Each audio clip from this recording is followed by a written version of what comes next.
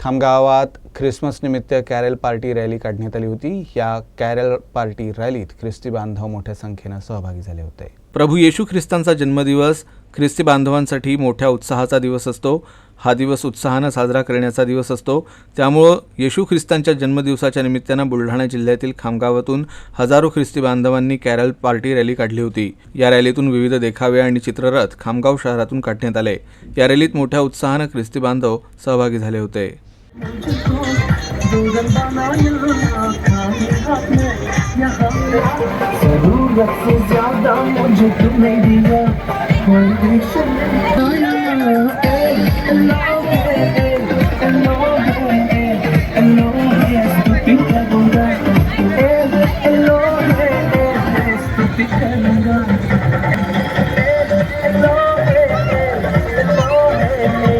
Hello.